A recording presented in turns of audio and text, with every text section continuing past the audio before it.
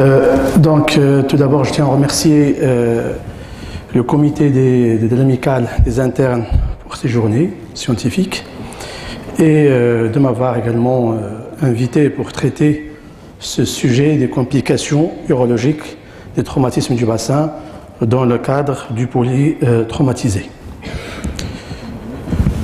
Donc les complications urologiques des fractures du bassin, si on les compare avec les fractures du membre par exemple, sont des complications rares. Les étiologies en général sont des AVP avec des chocs qui sont généralement violents et sévères. Les piétons et les motocyclistes sont les plus touchés en général et l'explication de ces lésions et ces complications lors des fractures du bassin sont dues à des rapports étroits entre le bas appareil urinaire et le cadre osseux du bassin. Le diagnostic généralement est aisé, il est évoqué systématiquement devant un traumatisme du bassin avec urétroragie ou hématome périnéal ou rétention aiguë des urines. La gravité de ces lésions est due au fait qu'ils peuvent compromettre la miction, la vie sexuelle du sujet, et autant plus qu'il intéresse le sujet jeune. Et donc, là également, on trouve que ces traumatismes entraînent des handicaps sociaux très importants. Je passe au chapitre de rappel anatomique. Là, c'est un schéma qui montre la disposition du bas appareil, parce que là, c'est le traumatisme du bassin, donc on ne va pas discuter le haut appareil, c'est-à-dire on ne va pas discuter le rein et l'urtère, on va s'intéresser surtout à la vessie et l'urètre, le bas appareil. Là, vous voyez la disposition de la vessie et de l'urètre par rapport au cadre osseux de la ceinture pelvienne, avec en postérieur le sacrum, en avant la symphyse pubienne et latéralement il y a les os iliaques et les ischions avec en avant les branches ischio-pubiennes et ilio-pubiennes. C'est un schéma qui montre le bas appareil. Vous voyez là, c'est la vessie. La vessie en général, quand il est pleine, elle est abdominale, elle est exposée à l'éclatement lors du traumatisme du bassin. Quand elle est vide, elle est rétropubienne, elle est plus protégée. Là, on voit l'urètre, donc avec ses segments, l'urètre postérieur et l'urètre antérieur. Le plus touché, c'est l'urètre postérieur, du traumatisme du bassin. L'urètre antérieur, qui est en général spongieux, il est souvent protégé. Là, sur ce schéma un peu plus gros, donc on voit là l'urètre, donc la vessie qui est là, l'urètre qui traverse la prostate, c'est l'urètre prostatique, et donc les lésions de l'urètre prostatique sont en général rares. Pourquoi? Parce qu'ils sont protégés par la prostate, et quand on les trouve, c'est souvent des traumatismes très violents qui entraînent un éclatement de la prostate. On voit ici les canaux éjaculateurs et les vésicules séminales qui peuvent être touchés également. En bas ici, il y a l'urètre membraneux. L'urètre prostatique et l'urètre membraneux constituent l'urètre postérieur. Ce sont les plus exposés dans le traumatisme du bassin. Et donc, là, c'est l'urètre membraneux qui est entouré par le sphincter strié. Et donc, l'atteinte du sphincter strié peut entraîner des troubles mictionnels. Et là, ce que vous voyez là, c'est le plancher pelvien où on trouve la ponévrose moyenne du périnée qui a un rôle très important dans la rupture de l'urètre membraneux. On va le voir dans les mécanismes. Lors du traumatisme du bassin, donc il y a un mouvement des os avec ascension de l'hémibassin. Donc cette aponévrose va bouger d'une façon brutale et elle va couper l'urètre membraneux. Voilà, donc après il y a ce schéma qui montre un petit peu le plexus sacré, donc voilà celui-là, qui est responsable de l'innervation de la vessie, la prostate, le sphincter et qui va également donner le nerf érecteur. Donc, l'atteinte de ce plexus sacré, qu'il soit au niveau sacré par des fractures sacrées ou au niveau de l'étirement, parce qu'il chemine dans les lames sacro-recto-génito-pubiennes, deux lames de part et d'autre. Et ces lames-là, parfois, elles sont le siège d'étirement et de lésion de ce plexus qui peut entraîner des complications qu'on va voir. De point de vue épidémiologique, ces complications, comme j'ai dit, sont peu fréquentes. Environ 7% des traumatismes pelviens entraînent au moins une lésion urologique. Donc, ce n'est pas tous les traumatismes du bassin entraînent des lésions urologiques. Parfois, on a des traumatismes du bassin avec rétention aiguë des urines, mais réflexe, dû à la douleur. Il ne faut pas sonder, évidemment, mais on va voir qu'après guérison et consolidation, le patient peut reprendre spontanément ses mictions. Et donc, là également, ça explique ce chiffre qui est de 7. Et il touche souvent l'homme jeune. Pourquoi l'homme? Parce que donc, on écarte les lésions urétrales qui sont rares chez la femme, parce que son urètre il est court et mobile par rapport à l'urètre masculin. Donc, si on élimine les lésions urétrales, donc ça diminue bien sûr la fréquence. Et pourquoi jeune? Parce que ces traumatismes ils touchent la couche active de la société. Les étiologies, on a dit que ce sont en général les AVP avec des traumatismes, avec des chocs violents et sévères. Il ne faut jamais oublier les lésions associées à ces chocs violents qui se voient dans un tiers des cas. Les lésions viscérales par exemple ou vasculaires. Et on a également constaté que la mortalité, si on compare les patients traumatisés du bassin, ceux qui présentent les complications urologiques ont une mortalité plus importante. Et donc, si vous recevez un patient aux urgences avec des complications urologiques, il faut savoir qu'il y a un risque de mortalité élevé que quelqu'un d'autre qui n'a pas de complications urologiques. Là, c'est une diapositive qui montre des chiffres de notre service d'urologie au CHU Mohamed V d'Oujda. Donc, sur 2 ans, on a reçu 11 traumatisés du bassin avec manifestation urologique. Et là, je l'ai mis en rouge parce que les 4 patients des 11, elles ont une tentative de sondage dans les hôpitaux périphériques. Donc ça, c'est une faute grave. Quand vous essayez de sonder un patient avec rupture d'urètre, vous l'aggravez. Et donc là, presque un tiers a été, ils ont tenté de le sonder, par exemple à Jarada ou à Berkane ou les autres régions. On a 5 ruptures de l'urètre qui ont tous opéré à 3 mois au stade de sténose, parce que c'est une attitude de notre service. On ne les opère pas aux urgences, on les laisse 3 mois après. Je vais vous montrer après pourquoi on les laisse, on diffère l'intervention parce qu'il y a beaucoup d'avantages. Et ce qu'on fait en général, c'est la résection avec anastomose terminale. On a 2 ruptures vésicales. Une a été opérée avec suture vésicale, une autre, on a traité par simple sondage jusqu'à fermeture spontanée de la vessie. Et les 4 patients restants ont leur miction spontanée après clampage de la cystostomie à 3 mois. Comme je vous ai dit, pas tout traumatisme du bassin a une lésion urétrale, parfois la rétention et les réflexes. Là, c'est une diapositive qui montre la classification la plus utilisée par les traumatologues. C'est la classification internationale de Tile modifiée. Et là, je crois que M. Akobi n'est pas là. Donc je crois que c'est la plus utilisée chez eux dans les classifications de traumatisme du bassin. On a constaté que le type B et C sont des fractures instables qui donnent plus les fractures du bassin, les complications urologiques. Bien, donc les complications urologiques sont fréquentes. Je ne vais pas citer tout parce que je vais essayer de respecter le temps. Et donc, je vais traiter la rupture de l'urètre postérieur qui est la plus fréquente et la rupture de la vessie.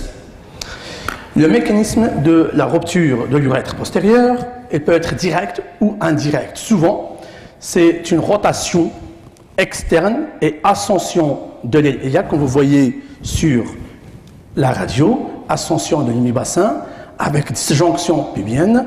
Tout ça va entraîner la rupture de l'urètre membraneux par 4 mécanismes. Il y a l'effet guillotine par le bord tranchant de ligament transverse, et il y a la déchirure par les mouvements de la ponévrose moyenne du périnée que j'ai cité tout à l'heure. Il y a l'étirement par ascension de bloc prostato-vésical, et il y a l'embrochage par une ischie osseuse, comme vous voyez ici. Donc il y a des fragments osseux qui peuvent pénétrer dans l'urètre et rompre.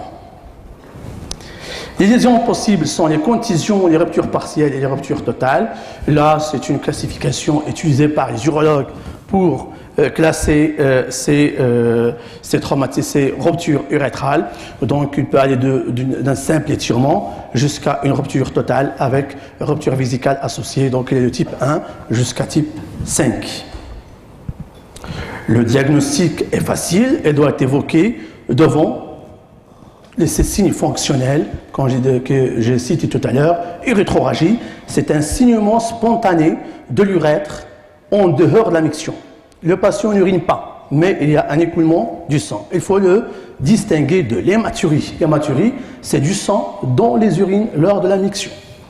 Et bien sûr, la rétention avec des urines. L'examen clinique, il faut chercher un hématome périnéal, comme vous voyez ici, un hématome périnéal en aile de papillon, un empattement aux défenses de l'hypocastre. Le toucher rectal va chercher une prostate douloureuse, ascensionnée parfois. Il ne faut pas oublier de chercher une pie rectale, comme il a dit professeur Sophie tout à l'heure. Voilà, cela je le considère comme la diapositive la plus importante à retenir. Retenez la triade urétroragie, rétention avec des urines, hématome périnéal. Devant un de ces symptômes, il faut suspecter une rupture de l'urètre et le sondage est contre-indiqué. Si je sors aujourd'hui avec ce message, j'ai réussi ma présentation.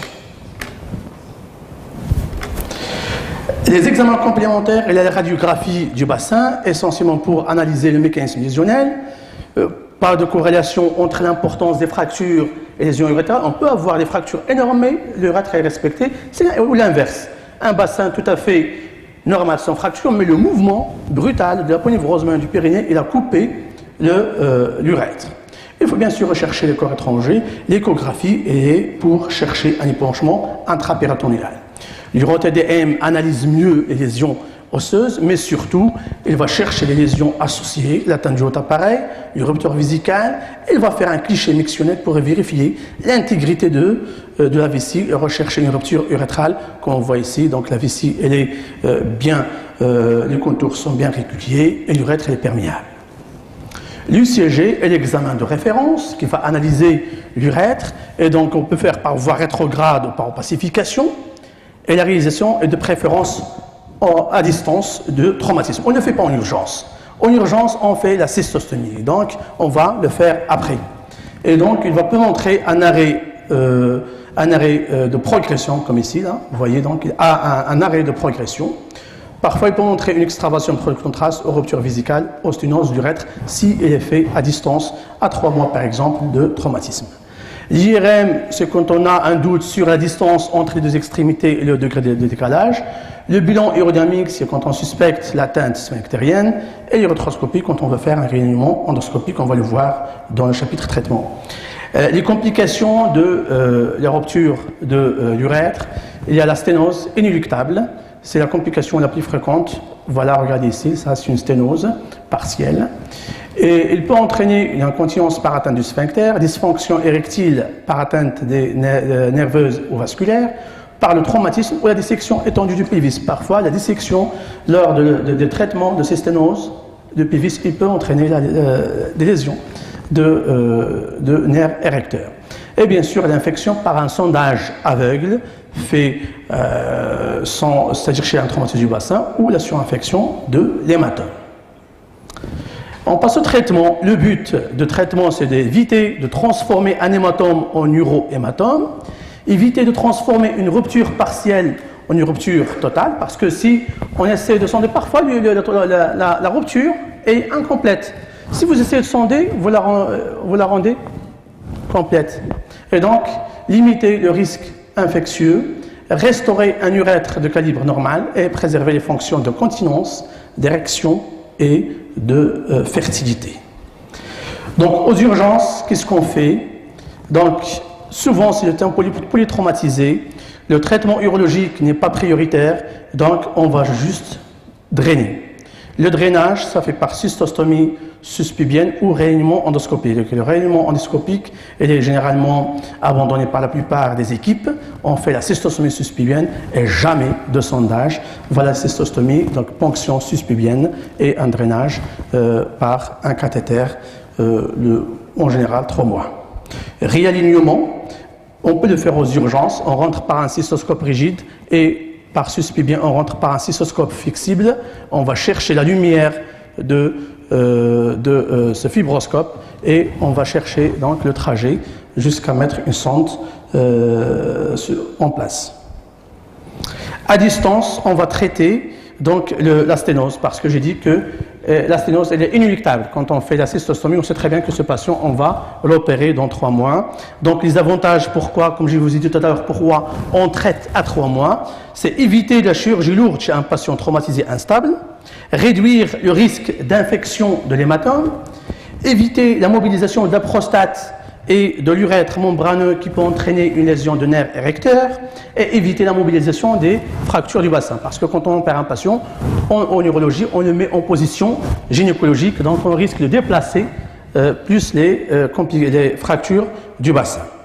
Donc voilà le traitement, on passe aux moyens de thérapeutique de la sténose. Donc là c'est la résection avec anastomose terminale. Donc voilà, on dissèque, on met en position gynécologique, on dissèque l'urètre donc périnéal, on cherche la science, on la résèque et on fait l'anastomose terminale. Voilà la sténose, on va la réséquer et on va faire l'anastomose terminale sur des berges saines. L'urotrachotomie endoscopique, on peut aller faire une urotrachotomie si la sténose n'est pas totale, si elle est partielle, on peut aller faire une urotrachotomie endoscopique si la sténose elle est courte. Après, quand les 3 moyennes n'arrivent pas à traiter cette sténose, on va y aller faire une érythroplastie. On va prendre un patch, soit de la muqueuse buccale. Voilà, j'essaie d'être très loin de l'orifice des sténons, comme ça j'évite les complications qui peuvent conduire le patient en ORL. Et donc voilà le sténon qui est là, et donc je prélève 4 à 5 cm, excusez-moi, 4 à 5 cm sur 3 cm, et on peut le mettre comme patch sur l'urètre ouvert. On peut prendre également la peau pénienne qu'on peut utiliser également. Ça c'est l'urétroplastie. Voilà pour le traumatisme d'urètre. Rupture de la vessie, il y a 2 types, rupture intrapéritonéale et rupture sous-péritonéale. Intrapéritonéale, le mécanisme c'est traumatisme à vessie pleine. Le diagnostic, l'UCG montre l'extravasation de produits de contraste en rétropubien. En général, on n'opère pas. On met une sonde vésicale 14 à 21 jours, mais il faut s'assurer qu'il n'y a pas de lésion urétrale associée et surveiller la température pour diagnostic éventuel sur infection. Les autres complications. Et les lésions du sphincter strié et le plexus nerveux sacré qui peut entraîner des troubles mictionnels. Et il y a les lésions des muscles ischiopubiennes, ischio et bulbo-caverneux ou l'atteinte de virumontanum et des canaux éjaculateurs qui entraînent des troubles de l'éjaculation. Il y a l'atteinte des vaisseaux honteux internes, comme je vous dis, voilà le schéma de tout à l'heure, et l'atteinte des lames sacro-recto-génito-pubiennes qui peuvent entraîner une dysfonction érectile. Nous, quand on reçoit les patients pour les opérer pour les séances d'urètre, on leur demande l'état d'érection. Est-ce que l'érection elle est due au traumatisme? Comme ça, on évite que le patient croit qu'on a créé la dysfonction érectile. Il faut évaluer avant.